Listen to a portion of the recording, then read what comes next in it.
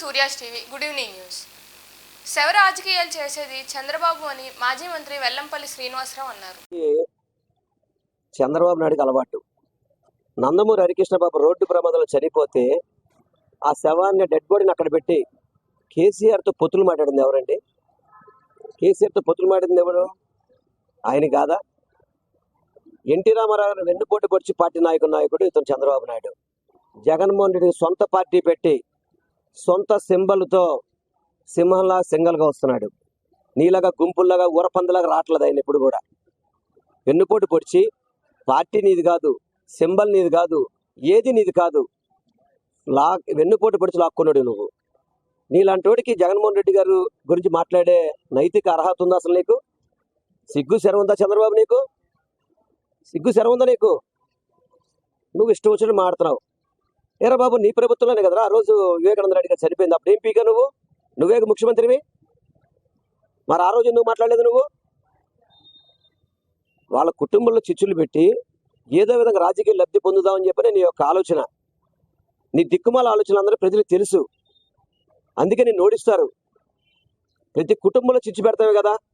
ఇక్కడ ఎంపీ గారి కుటుంబంలో చిచ్చు పెట్టాడు, అక్కడ మన జగన్మోహన్ రెడ్డి గారి కుటుంబంలో చిచ్చు పెట్టాడు, నందమూరి కుటుంబంలో చిచ్చు పెట్టాడు, నారావురి కుటుంబంలో వాళ్ళ తమ్ముడిని నాశనం చేశాడు. ప్రతి కుటుంబాన్ని చిదిమేసేవాడు ఎవడండి ఈ రాష్ట్రంలో? చంద్రబాబు నాయుడు కాదా? రాజకీయాల కోసం, నీచ రాజకీయాల కోసం, దుర్మార్గం కోసం వెన్నుపోటు పొడిచి కుట్ర రాజకీయాలు, మొత్తం అన్ని హత్య రాజకీయాలకి అతను కదా చంద్రబాబు కదా కేర్ ఆఫ్ అడ్రస్. అతను జగన్మోహన్ రెడ్డి గారు చెప్తారా? సిగ్గు సరలేదు అతనికి. జగన్మోహన్ రెడ్డి గారు సింగల్గా వస్తారు, గ్యారంటీ గెలుస్తారు. ఇటువంటి నీచ రాజకీయాలన్నింటి కూడా ఎదిరించే శక్తి ఆయనకు ఉంది. ఆయన అర్జునుడు, తప్పకుండా విజయం సాధిస్తాడు. రాష్ట్రంలో ఆరోగ్య శాఖ పూర్తిగా క్షీణించిందని, ఆసుపత్రుల్లో మందులు, వసతులు లేవు, నాణ్యమైన వైద్యం అందక అంధకారంగా మారిందని బీజేపీ అధికార ప్రతినిధి భానుప్రకాష్ విమర్శించారు. వైద్యుడు భగవంతుడు తర్వాత భగవంతుడు అటువంటి వాడని చెప్పి ప్రజలు భావిస్తున్నారు. కానీ ఆంధ్రప్రదేశ్లో ఈ 5 సంవత్సరాల కాలంలో వ్యవస్థలన్నింటినీ నిర్వీర్యం చేసినటువంటి జగన్మోహన్ రెడ్డి ప్రభుత్వం పూర్తిగా ఆరోగ్య వ్యవస్థను కూడా పూర్తిగా ఆంధ్రప్రదేశ్లో నిర్వీర్యమైపోయింది. ఆరోగ్యశ్రీ పేరుతో ప్రజల్ని ఆదుకుంటాం, ప్రజల్ని కాపాడుతామని చెప్పి మాటల ప్రభుత్వమే కానీ చేతల్లో పూర్తిగా వైఫల్యం చెందినటువంటి ప్రభుత్వం జగన్మోహన్ రెడ్డి ప్రభుత్వం. సార్, ఒక విచిత్రం విడ్డూరం ఏంటంటే, ముఖ్యమంత్రి గారి పర్యటన వస్తూ ఉంటే ఆంధ్రప్రదేశ్ ప్రజలు బాధపడుతున్నారు, ఏడుస్తున్నారు. వారే కాకుండా మమ్మల్ని కూడా నరికేస్తున్నారు, మేము కూడా ఏడుస్తున్నామని చెప్పి ప్రకృతి కూడా ఆంధ్రప్రదేశ్లో విలపిస్తూ ఉంది. ఆంధ్రప్రదేశ్లో జగన్మోహన్ రెడ్డి గారు వస్తే కొన్ని వేల చెట్లుని నరికివేయడం జరిగింది. ఇలా మీరు కానీ గమనించినట్లయితే చెట్లు కూడా ఏడుస్తున్నాయి. ఇక్కడ ప్రజలు హాస్పిటల్కి పోతే సరైన వైద్యం మాకు అందట్లేదు, సరైన మందులు లేవు, సరైన వసతులు లేవని చెప్పి ఆంధ్రప్రదేశ్ ప్రజలు ఏడుస్తున్నారు. ఈయనేమో ఒక రథం ఎత్తుకొని ఫ్యాన్ ఒకటి చేతులు పెట్టుకొని నన్ను మళ్ళా గెలిపించండి అని చెప్పి ఆంధ్రప్రదేశ్ మొత్తం తిరుగుతున్నాడు ఆయన. ఏంది జగన్మోహన్ రెడ్డి గారు? 2019లో మీరు అధికారంలోకి రాక మునుపు ఆంధ్రప్రదేశ్ ప్రజలకు ఇచ్చినటువంటి హామీలేమి, మీ అధికారంలోకి వచ్చిన తరువాత ఆంధ్రప్రదేశ్ ప్రజలకు ఒరిగింది ఏమి అని చెప్పి భారతీయ జనతా పార్టీ సూటిగా ఆంధ్రప్రదేశ్ రాష్ట్ర ముఖ్యమంత్రిని ప్రశ్నిస్తాను. ఇండియా కూటమి బలపరిచిన వచ్చి మన నియోజకవర్గ సిపిఐ అభ్యర్థి జై కోటేశ్వరరావు బుధవారం 42వ డివిజన్లో పర్యటించారు. ప్రాంతంలో విజయవాడ నగరంలో కొండ ప్రాంతాల్లో ఉన్నటువంటి రెవెన్యూ పట్టాల రిజిస్ట్రేషన్తో పాటుగా దిగువ ప్రాంతంగా ఉన్నటువంటి ప్రియదర్శిని కాలనీ ఉంది. ప్రియదర్శిని కాలనీ పక్కనే ఉన్నటువంటి జోజీ నగర్, ఈ రెండు కూడా దిగువ ప్రాంతాల్లో ఉన్నటువంటి రెవెన్యూ డిపార్ట్మెంట్కి చెందినటువంటి స్థలాలు. ఈ పట్టాల రిజిస్ట్రేషన్కి ఇప్పుడు వరకు కూడా ఎవరు స్పందించినటువంటి పరిస్థితి. ఈ సందర్భంగా ప్రియదర్శిని కాలనీ వాసులకి, జోజీనగర్ ప్రాంత వాసులకి, కొండ ప్రాంతంలో నివసించేటటువంటి 11వ డివిజన్ ప్రజానికానికి విజ్ఞప్తి చేసేది, ఖచ్చితంగా రాబోయేటటువంటి కాలంలో శాసనసభలుగా ఎన్నిక కాబడితే ఈ ప్రాంతాల ఇళ్ల రిజిస్ట్రేషన్కి పూనుకుంటానని చెప్పి విజ్ఞప్తి చేస్తూ ఉన్నాం.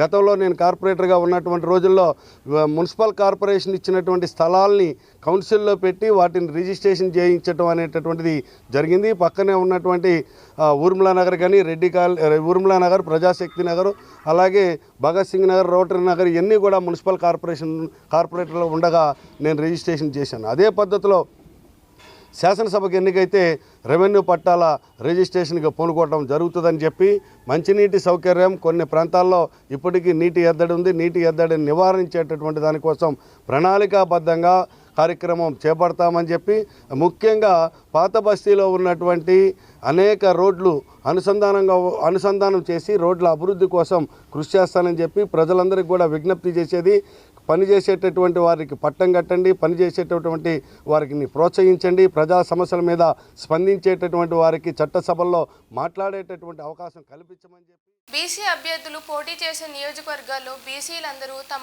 ఓట్లను బీసీ అభ్యర్థులకే వేయాలని విజయవాడ పశ్చిమ నియోజకవర్గ జాతీయ బీసీ సంక్షేమ సంఘం అధ్యక్షులు శ్రీరం నాగమల్లేశ్వరరావు కోరారు. అభ్యర్థి కూడా ఒక బీసీ గౌడ వ్యక్తి నుంచి ఉంటున్నాడు. అలాగే ఈ పశ్చిమ నియోజకవర్గంలో దగ్గర 1,00,000 ఓట్లు ఉన్నాయి, బీసీల ఓట్లు. అయితే పశ్చిమ నియోజకవర్గం ఇప్పుడుకొచ్చి కూడా మొన్నటిదాకా ఒక బీసీకి ఇస్తారని చెప్పి మేము పోరాడాం. అయితే ఆ బీసీకి ఇవ్వకపోవడం వల్ల ఆ బీసీ జరిగింది, ఆ నాయకుడు ఏం చేశారంటే మరో ప్రత్యయాన్ని ఎత్తుక్కున్నాడు. మేమైతే ట్రై చేసాం, మేమైతే కంపల్సరీగా పోరాడుతూనే ఉన్నాం. ఈ రోజుకి కూడా రేపుడు కూడా బీసీ అభ్యర్థిని ఈ పశ్చిమ నియోజకవర్గంలో విజయవాడ పార్లమెంట్ అభ్యర్థిగా మేము కంపల్సరీగా నిలబెడుతున్నాము, నుంచుంటున్నాము. గన్నవరం లాంటి ఇండిపెండెంట్ అభ్యర్థులు కూడా అక్కడ గెలిచారు. విజయవాడలో కూడా ఒక 25వ డివిజన్, పాత 25వ డివిజన్ కూడా గెలిచింది ఇండిపెండెంట్ అభ్యర్థి కూడా, కార్పొరేటర్ ఉమర్ చండి గారు. అలాగే విజయవాడ రాజకీయాలకి 1 టౌన్ చాలా గట్టిది. 136 కులాలున్న బీసీలున్న పశ్చిమ నియోజకవర్గంలో రేపొద్దున్న మేము గట్టిగా నిలబడుతున్నాము. గట్టిగానే మేము నుంచొని బీసీ అభ్యర్థిని మేము గెలిపించుకుంటున్నాము. జాతీయ బీసీ సంఘం ఈ బీసీ అభ్యర్థులు నిలబెడుతుంది. పశ్చిమ నియోజకవర్గంగా మేము కంపల్సరిగా అన్ని నియోజకవర్గాల్లో మ్యాక్సిమంగా ఎన్టీఆర్ జిల్లాలో పరిణామాలు చాలా మారుతున్నాయి. పరిణామాలు చాలా విధానంగానే బీసీలు గణం నా బీసీ మన బీసీ ఓటేయమని చెప్పి ప్రతి బీసీ కులానికి, ప్రతి బీసీలో తిరుగుతున్న నాయకత్వంగా ఉన్న నాయకులకి, అన్ని రాజకీయ పార్టీలో తిరుగుతున్న నాయకులు కూడా ఒక విన్నపం చేస్తున్నారు. దయచేసి మీరు ఏ పార్టీలో తిరగండి, రేపొద్దున్న మాత్రం బీసీ అభ్యర్థిగా ఓటేయండి, బీసీ అభ్యర్థులకే మీరు సపోర్ట్ చేయండి, మీరు తిరగండి, మీరు చేయండి. విజయవాడ భవానీపురంలోని సుజనా చౌదరి కార్యాలయంలో దుర్గగుడి పాలక మండలి మాజీ చైర్మన్ పైల సోమినాయుడు ఆ పార్టీకి రాజీనామా చేసి నేడు బీజేపీ తీర్థం పుచ్చుకున్నారు. సంక్షేమమే తన బాధ్యతగా ఎన్డీఏ కూటమి. ఈరోజు ఒక శుభదినం.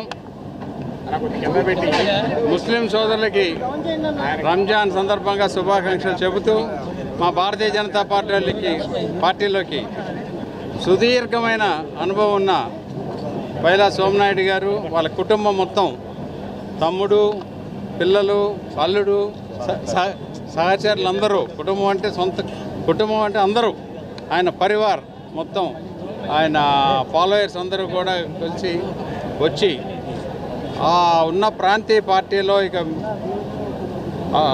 భవిష్యత్తు లేదు అని నిర్ధారణ చేసుకొని, అంటే సొంత పదవుల కోసం రాలేదు ఆయన. భారతీయ జనతా పార్టీ నరేంద్ర మోడీ గారి ఆధ్వర్యంలో భారతదేశం ఎలా అభివృద్ధి చెందుతుందనే విషయం చూసి, రాజకీయాల్లో భవిష్యత్తు ఉంటే భారతీయ జనతా పార్టీలో ఉంటుంది. తర్వాత పవర్ స్టార్ పవన్ కళ్యాణ్ గారి సపోర్ట్తో చంద్రబాబు నాయుడు గారి పరిపాలన దక్షత అన్నీ కూడా ఆయనకు తెలిసి ఆ అనుభవంతో ఆయన డెసిషన్ తీసుకొని చేరారు. ఆయన ఫాలోయర్స్ కూడా చాలామంది చాలా ఉత్సాహంగా, అందరూ కూడా మనస్ఫూర్తిగా ఏదో కొత్త పార్టీలో చేరుతున్నామని ఏమీ లేకుండా చాలా మనస్ఫూర్తిగా చేరారు. ఇది కేవలం పశ్చిమ నియోజకవర్గం అభివృద్ధి చేయటానికి ఉపయోగపడే దిశగా ఉండాలి అనే ఉద్దేశంతో ఒక్కదాంతోనే ఆయన భారతీయ జనతా పార్టీలో చేరింది. నన్ను భారతీయ జనతా పార్టీ అభ్యర్థిగా పవన్ కళ్యాణ్ జనసేన పార్టీ మరియు తెలుగుదేశం పార్టీ మద్దతుతో నేను ఇక్కడ ఎమ్మెల్యేగా కంటెస్ట్ చేస్తున్నాను. ఇక్కడ కుల ప్రాతిపదిక మీద కానీ మత ప్రాతిపదిక మీద కానీ ఇక్కడ రాజకీయాలు చేయలేరు.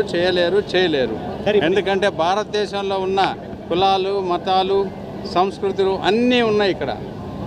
మా సబ్ క్యాస్ట్ కూడా చూసుకుంటే మార్వాడీల్లో కానీ, బీసీల్లో కానీ, ఎస్సీల్లో కానీ అన్నీ కూడా ఉన్నాయి. ఇంత చక్కటి విభిన్న కోణాల నుంచి చూసి ఈ పశ్చిమ నియోజకవర్గం అభివృద్ధి చెందాలి అని అంటే ఈ వార్తలు ఇంతటితో సమాప్తం.